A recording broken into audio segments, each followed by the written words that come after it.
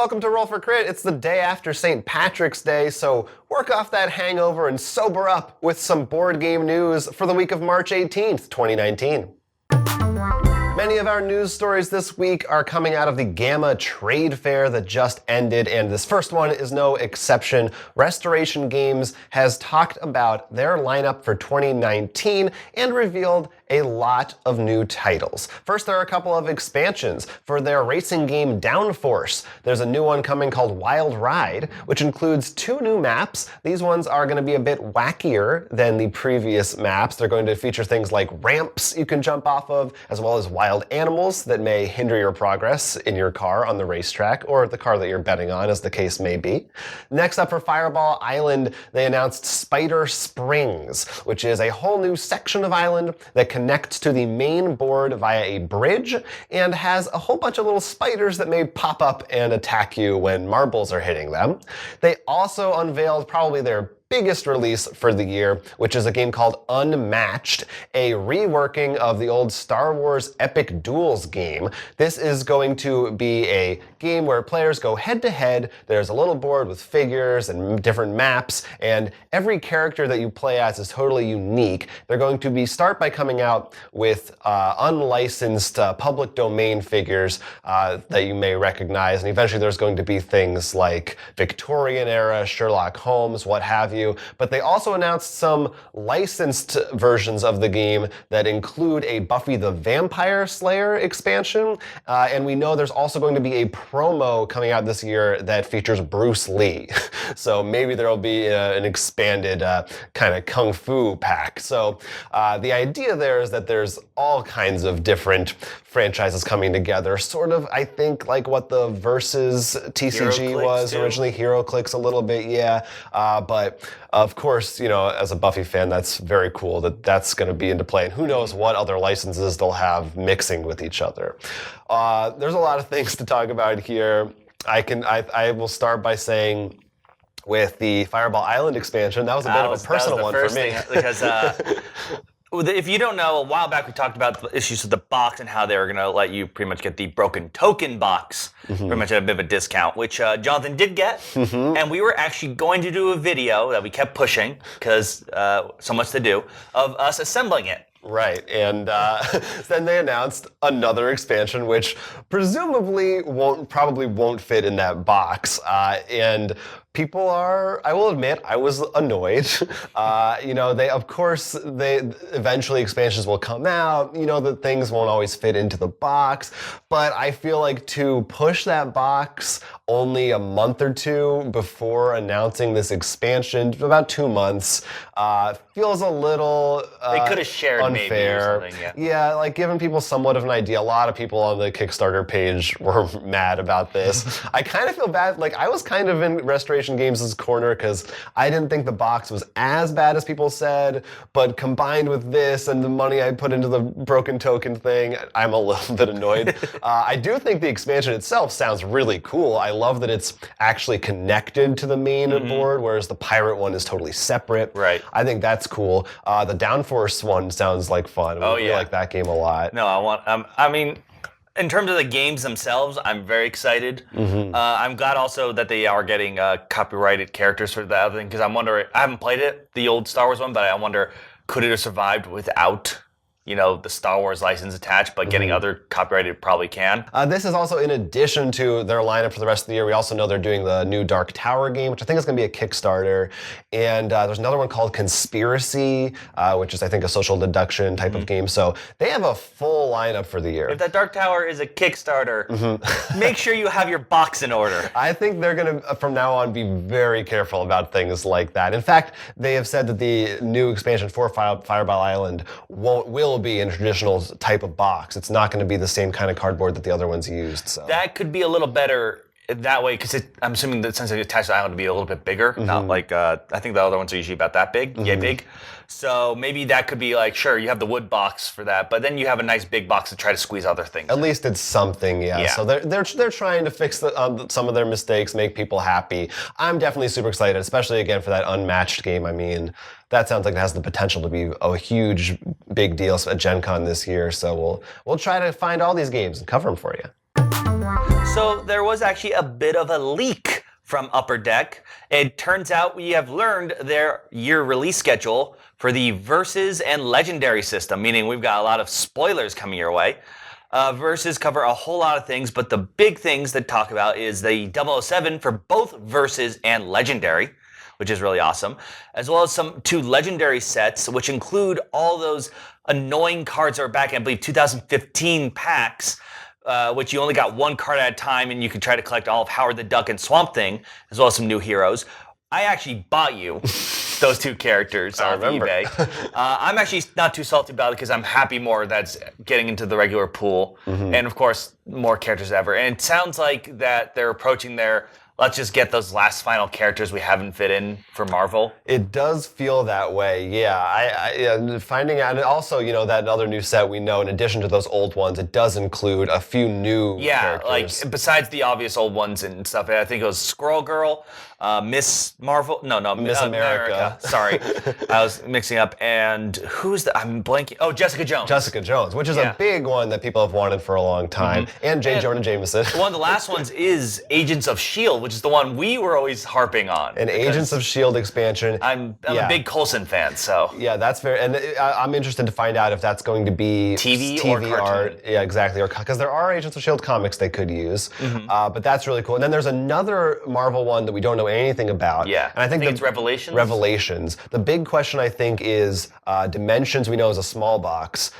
Presumably, I would guess Agents of S.H.I.E.L.D. is a small box and the Revelations is big, but maybe S.H.I.E.L.D. will be the big one. I don't know. We'll see what they throw into those. But yeah, I'm really hoping it's like you said, all the stuff that we forgot. There's no theme. You don't have to worry about like just Venom characters or whatever. Just throw them in. All right. So hypothetically, Revelations is a what we forgot set.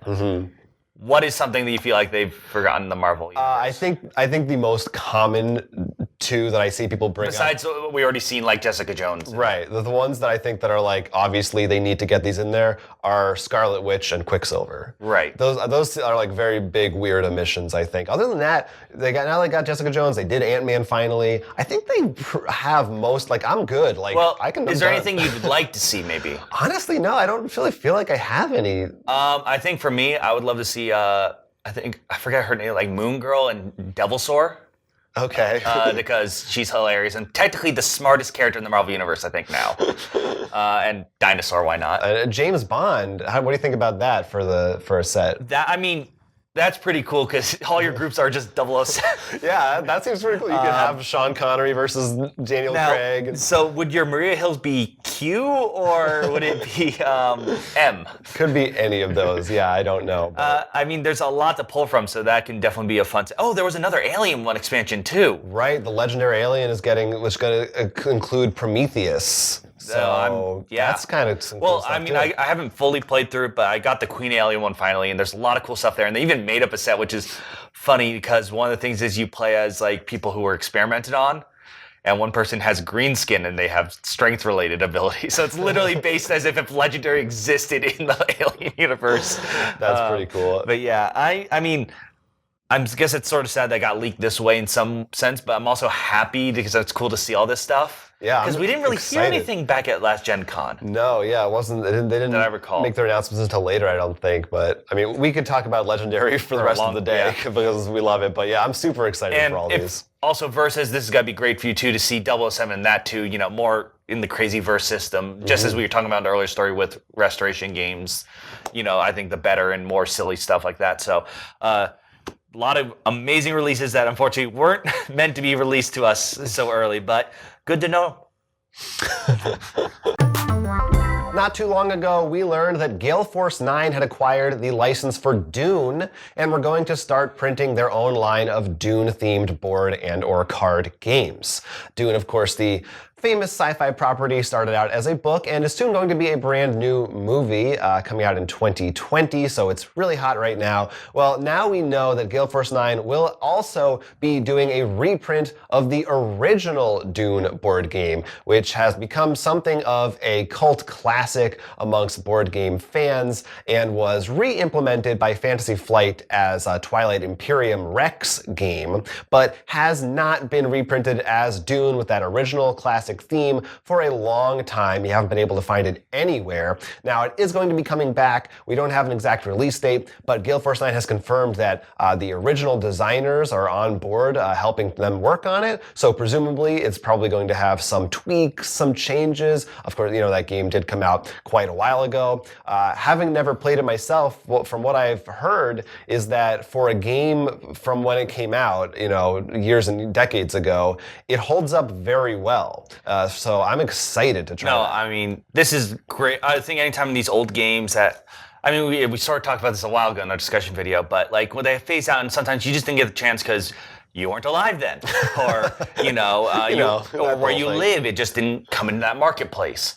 It's really great to hear these things. Not only that, to know the original designers are there. So, because even also these old games, which could be great, there's always those weird rules, and that way they can tweak it because maybe they didn't know certain things existed now that they could implement much easier through dice or deck building or what have you.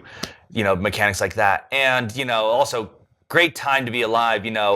If you're a nerd, Dune's just hitting its stride, come back movies, you're getting games, it's nice to see these classics coming back full force. Yeah, big Dune time. Big time to be a Dune fan. Very, very cool. So that's awesome. Couldn't be happier about that. It's really fun to see everybody excited about it. So hopefully, maybe we'll get a chance to see some previews or demos of it later this year. Direwolf has announced Game of Thrones Oathbreaker.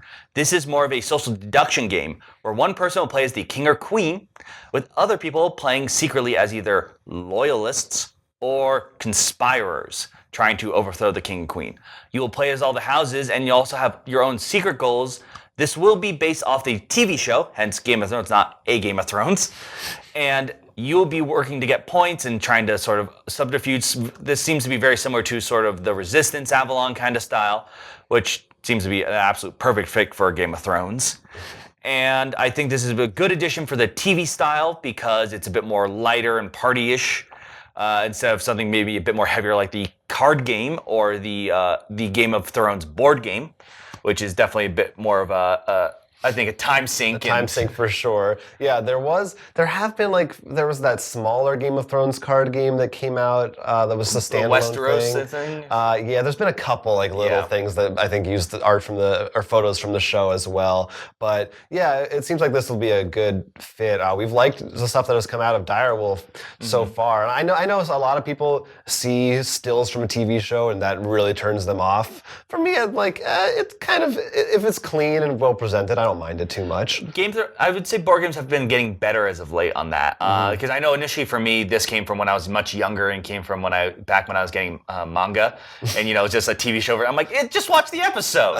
But I think we enjoyed the stills better with Legendary, going back, what we were talking about that, than some of the art, when they just do drawings. Sometimes. Yeah. It depends on the game for sure. And with Game of Thrones, I think HBO does a lot of, photos and stuff. And this is good because, as I said, I think there's the Game of Thrones fans and Game of Thrones fans. There is some crossover, but to have some more lighter party ones, look, these are from the show. You can tell this is the show.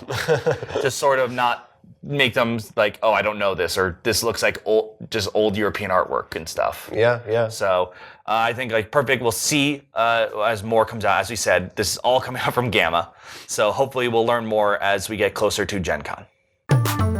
Asmodee North America has announced that it has entered into an agreement with CMON, and they will be overseeing all of CMON's distribution of their games in North America for the next few years at least. CMON is still going to be in control of the design of their games as well as their Kickstarter campaigns, but everything post-Kickstarter, post-design will be coming out through Asmodee North America distribution-wise. They had already been dealing with their distribution overseas, so now they're just making it official for America as well. But of course, CMON, unlike some of the other companies Asmodee swallows up, is still their own independent thing. They are not owned by Asmodee or anything like that. They've just entered into a deal to make their distribution easier for them. So if I recall, I assume that through their distribution means like whoever distributes Asmodee. And if I recall back when we had our store open, that means only one distributor gets the right to them. So I feel really bad for all the other distributors. It seems they have very little, more and more less to work with. Yeah, Alliance is the distributor that now Asmodee works through exclusively, which now this will fall under. Since we last checked. Yeah, right. Who knows what will change, but it is definitely a big thing. That CMON is another big loss. I will say it's interesting that I wonder how much of a big loss it is. You know, clearly we had talked about CMON's loss. They had some financial issues in the last year, and how their Kickstarters maybe were even underperforming, even though they seem to be very successful. I have to guess this has to do with some of that behind the motivation behind this.